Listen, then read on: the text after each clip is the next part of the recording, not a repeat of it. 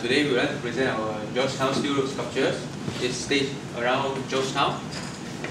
There is a total of 52 sculptures that placed around the Georgetown by the first half of the 2013.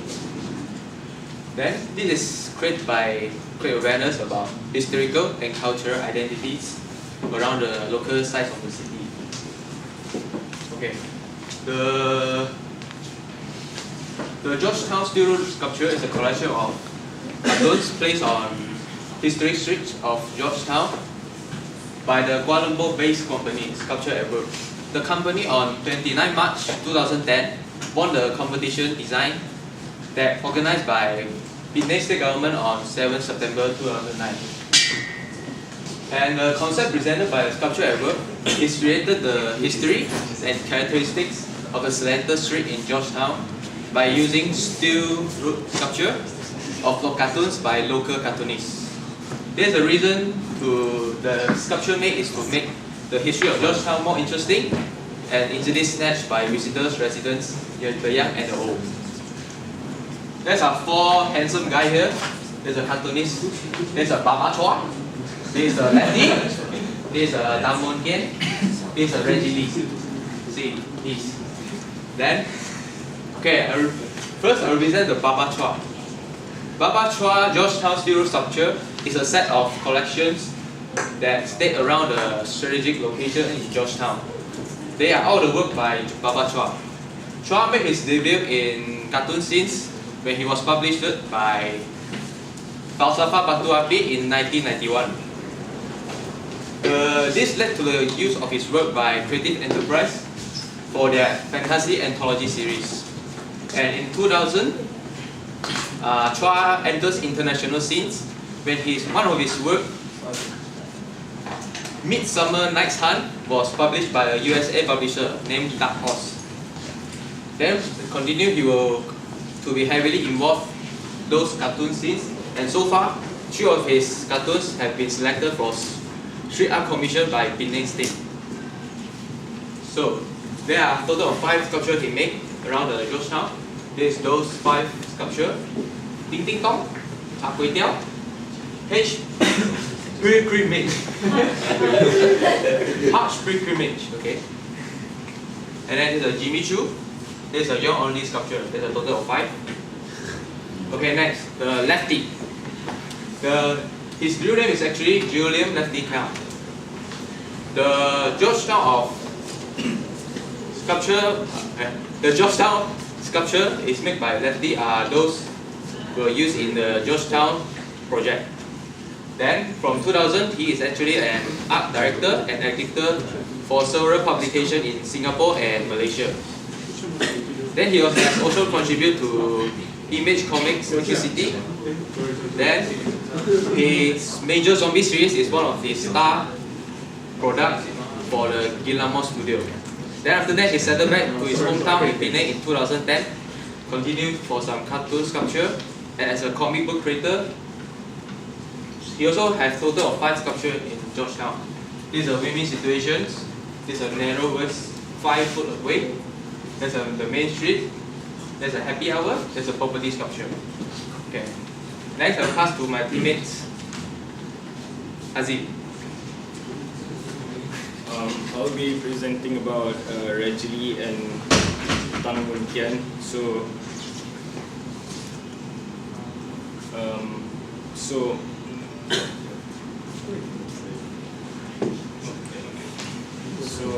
Reggie Lee, he was involved in contributing the caricatures for the Marketing Georgetown project, and for heritage buildings in Penang, Reggie created quirky metal craft tableaus and that transcend race and culture. And Reggie's cartoons appear in Asia's largest daily, The Star, in the newspaper order. And these are his artworks: the cow and fish sculpture, the Bedong Rumput wheel, the bullock cart wheel, Smith sculpture, and Akwi sculpture. These are all his sculpture made by Reggie Lee. And street fighters, two-house sculpture, waterway sculpture. Now I will be presenting about Tan Mun Kian. He was like Georgetown caricature sculptures of Tan Mun Kian was adorned by many street corners and strategic locations all over Georgetown. So, a graduate of the Malaysian Institute of Art, and he dabbled as an advertising art director for a decade, which is 10 years in Singapore. And these are his artworks. The two narrow sculpture, the Kopio sculpture, Kanna sculpture, double row sculpture, the escape sculpture. I think there's a total of eight sculptures that he made, and 28 actually. So yeah, this is the Chingy Procession sculpture, Cannonball sculpture, High Counter sculpture, and yeah, Duck sculptures, Mr. Five Freeway sculpture, Roti Bengali sculpture, Only Soul sculpture, and yeah, these are all the sculptures.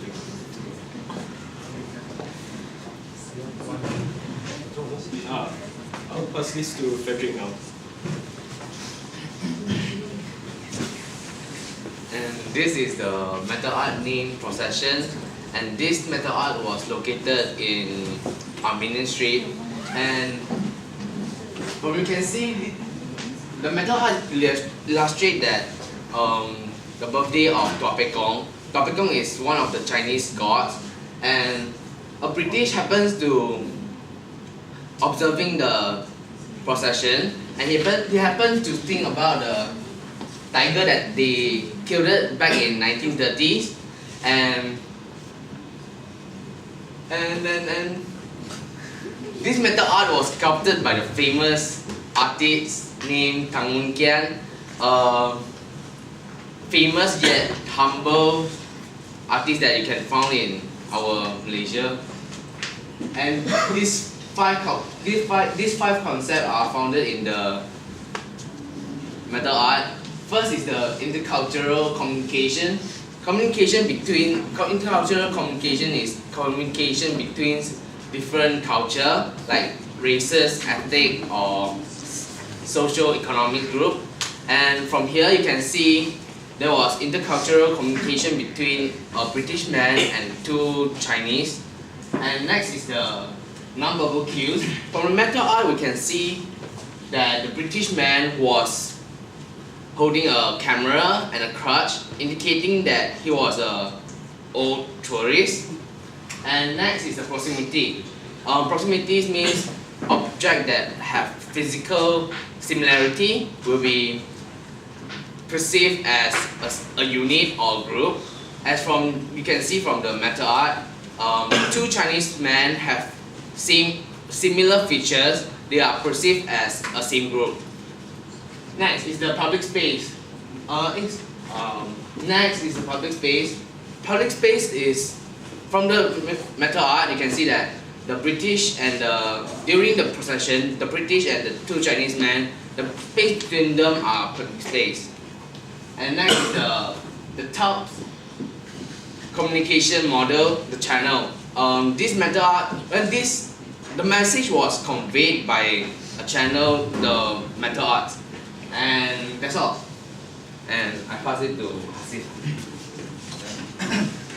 So we're talking about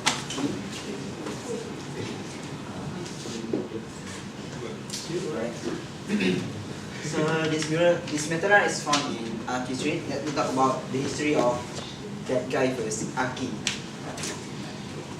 So his full name was Chun Kang Ki, and he earned the title Capitan China. Capitan is the title that is given to a Chinese representative of an enclave, as in a portion of a larger community, which is us Malay, right? So this guy is a leader of a group named Hai Sai in Perak.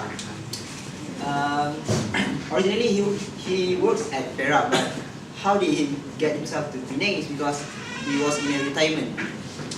when he gets himself to Penang, he was acknowledged as a millionaire and powerful because he controls the mining at Perak, at Larut. And when he get to Penang, what he do was he became a philanthropist, as in a guy who seek to promote the welfare of others, as in he wish to help the people of Chinese in Penang, Georgetown to be specific. So the reason the metal art was created was because he decided to demolish his shop house fronting the beach street in order for the municipal, so that they can create a road to connect the beach street and Beach Street. Yeah. So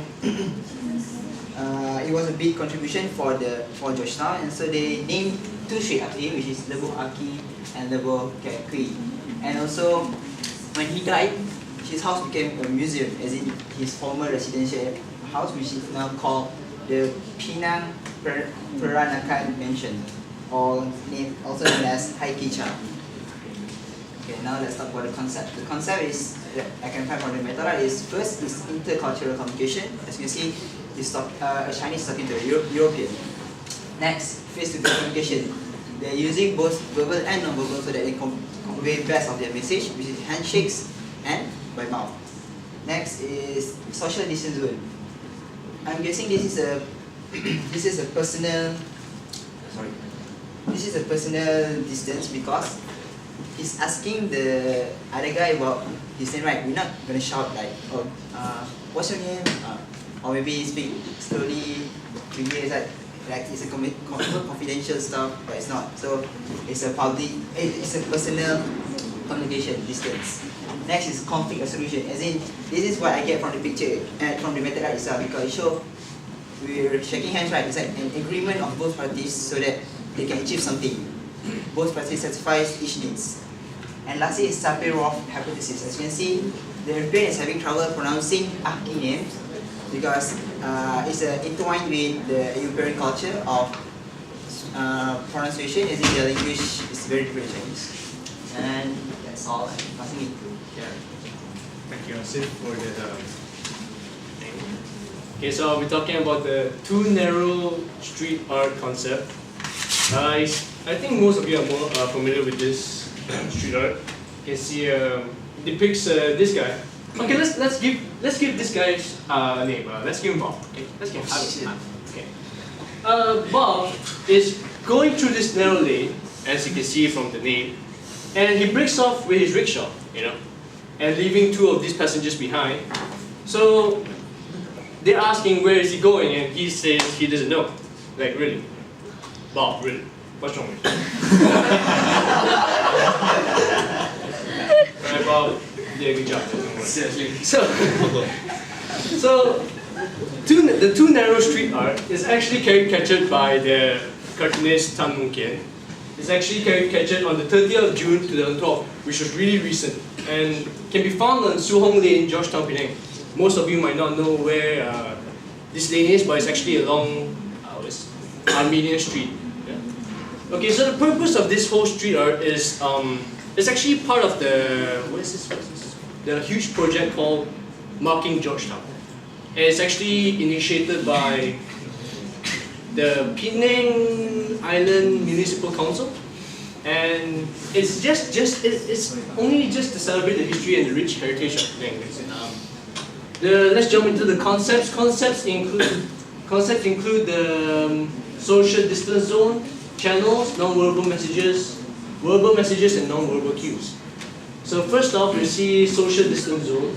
It's actually the social close space, where it's actually just 4 to 7 feet. If I'm not mistaken, it's 4 to 7 feet, because that's when he breaks off from the rickshaw and they're shouting at each other, which means there's a increased volume.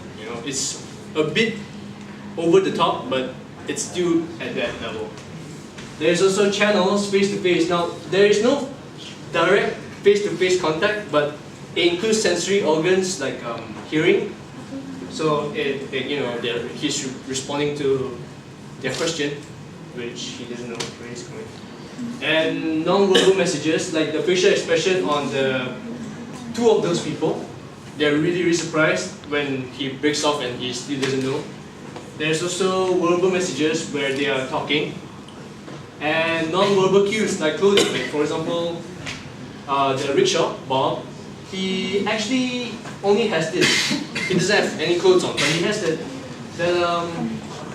farmer's hat. What is that? I don't know what it's called. Yeah, that thing. What's that? Straw hat. Straw hat. Yeah, straw hat. And he doesn't have any clothes on. He's barefooted, so he doesn't have any clothes on actually. Yeah. Just the top, yeah. Topless. He only has pants. Yeah, he's topless. Sorry, that was my bad. I didn't mean to say that. Well, that's all for my street art. Thank you so much.